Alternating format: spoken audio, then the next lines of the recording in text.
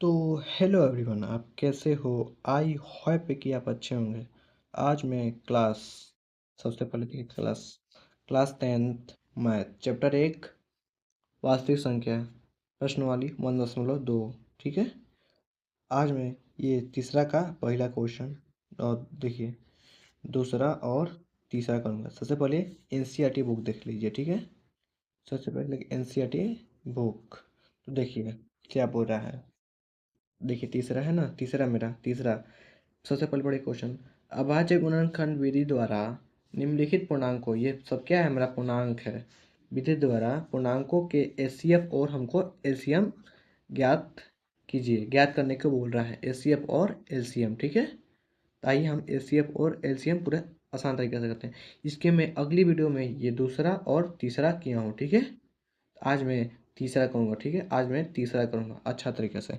तो आइए अपने क्वेश्चन देखिए क्या बोल रहा है। अभाज सबसे पहले अभाज्य गुणनखंड विधि द्वारा। ठीक है। तो हम 12 देखिए, 12 है ना, ये 12, 15 और क्या, 15 और कितना है, 21 है।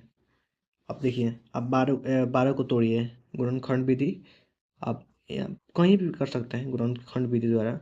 12 को तोड़िएगा तो कितना होगा, 2 से तोड़िएगा 6 बार में तो 6 हो गया, और 2 से 3 बार में। ठीक है।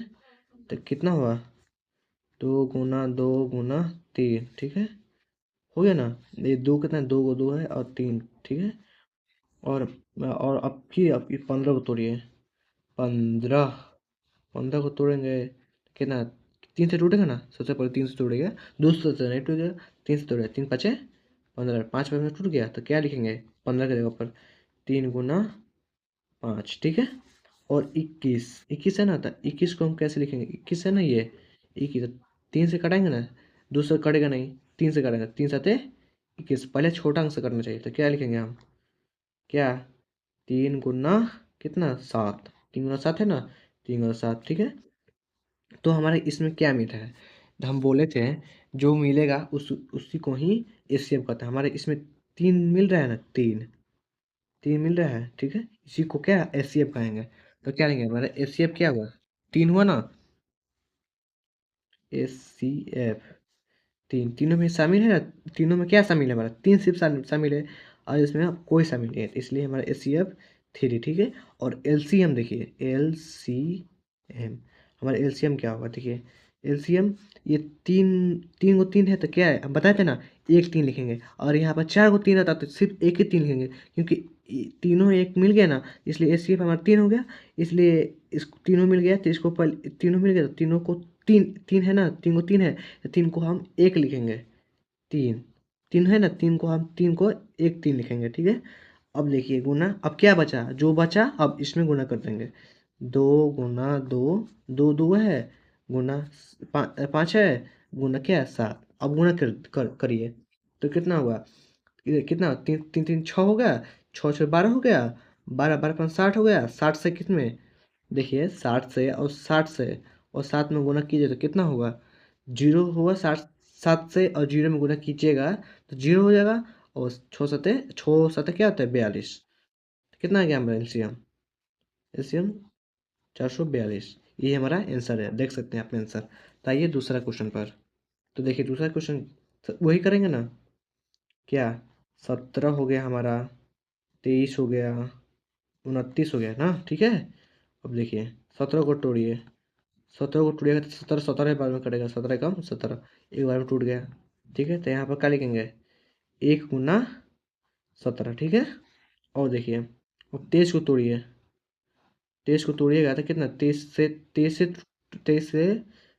से टूटेगा कितने बार में, एक ही बार में टूट जाएगा। ठीक है। और देखिए 29, 29 को तोड़िए, 29। ठीक है। 29 एक ही बार में टूटेगा, ये क्योंकि ये अभाज्य संख्या है। तो देखिए 23 के जब हम 1 गुना बराबर में 1 गुना 23 लिख सकते हैं, और 29 एक ही बार में टूटेगा, तो 1 गुना क्या, 29, 29 हो जाएगा, 29। ठीक है। तो हमारा क्या मिल रहा है, एक मिल रहा है ना, तीनों में क्या शामिल है हमारा, एक शामिल है, तो हम क्या लिख सकते हैं, एक शामिल है ना। ठीक है। तो हमारा एचसीएफ क्या हो गया, आप ही बताइए। एचसीएफ एक है ना हमारा, एचसीएफ कितना है, एक। ठीक है। हमारा एचसीएफ एक है। और एलसीएम क्या बताएं अभी, एलसीएफ तीनों में क्या एक शामिल है, तो क्या एक तीनों में तीन गो एक है, तो हम क्या एक एक लिख सकते हैं, क्या एक लिख सकते हैं, तीन गो तीन है, तीन गो एक है, तो हम एक एक लिख सकते हैं।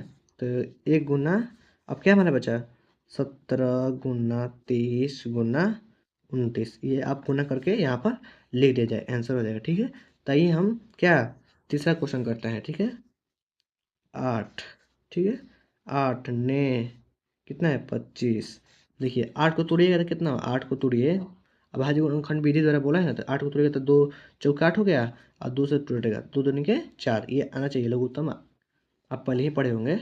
आप देखिए 9, 9 का तोड़िए भाज्य गुणनखंड कीजिए, देखिए 3 से कटेगा ना, 2 से तो नहीं कटेगा, 3 से 3 के 9, ठीक है।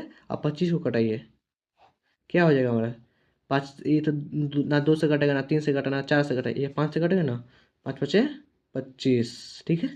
तो देखिए 2 8 को तोड़े हैं तो कितना, 2 2 गो 2 3 गो है, गुना 3, ठीक है। और बराबर 3 कितना है, 3 गुना 3, और 5 कितना है, 5 गुना 5, ठीक है। तो हमारे एचसीएफ निकालिए, एचसीएफ इसमें कोई मिल नहीं रहता, एक लिख सकते हैं। अब लास्ट में 2 से कटाइएगा एक बार में, तो क्या एक हो जाएगा ना, इसका करिएगा। अब ये नहीं कट रहा है 2 से एक बार में, ठीक है। अब ये नहीं कट रहा तो 5 से कटाइएगा, 5 एकम 5 कटाइएगा तो कितना, 5 एक बार में कटेगा ना, 5 एक बार में, तो हम क्या लिख सकते हैं, एक लिख सकते हैं, गुना 1 गुना 1। तो हमारा एचसीएफ में क्या मिल रहा है आप ही बताइए, इसमें भी एचसीएफ हमारा क्या एक होगा, तो हमारा एचसीएफ कितना है आप ही बताइए, हमारा एचसीएफ एक है ना।